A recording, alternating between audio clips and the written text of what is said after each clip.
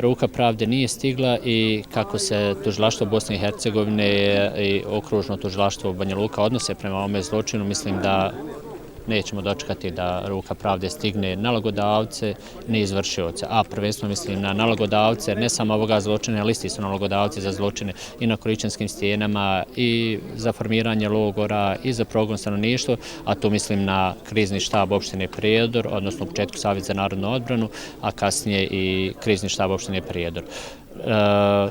Ono što još više boli, osim činjenice da i nije stigla ruka pravde, je to da su ti članovi kriznog štaba, oni koji su danas živi, a i u čitavom posleratnom periodu, oni koji su međuvremeno preminuli, bili ugledni građani grada Prijedora, zaslužni građani koji su dobivali pozicije kao direktori javnih preduzeća, institucija u Prijedoru, ali i na entitetskom nivou. Takve imamo i danas koji obnašaju takve funkcije.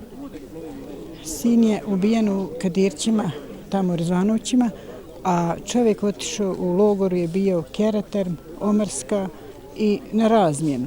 Došli su ovdje i ovdje si pobijali. I saznala sam 98.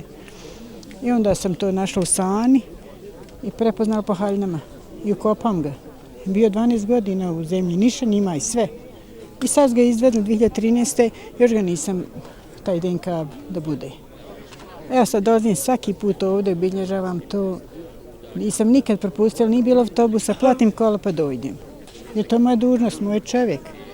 I zadnji put u Keratermu 1.8. sam ja otišla da odnesem nešto hrane. I tad sam ga vidjela. I on je meni samo ovako mahnuo i rekao da idem jer je bilo opasno za mene da tu stojim pošto je bilo dosta vojnika. I to je bio zadnji dan kad sam ga vidjela. 5.8. su odvedeni odatle i nismo znali gdje su. Poslije smo saznali da su odvedeni, pošto je Crveni krst saznao za taj logor Keraterm. I da bi ih sakrili, oni su njih potrpali u 2 autobusa i odatle su ih odvezli. I do 99. godine ja sam pisala pisma Crvenom krstu i tražila ga na sve moguće načine, da bi 99. godine dobila poruku od policije iz Sanskog mosta da je nađena grobnica.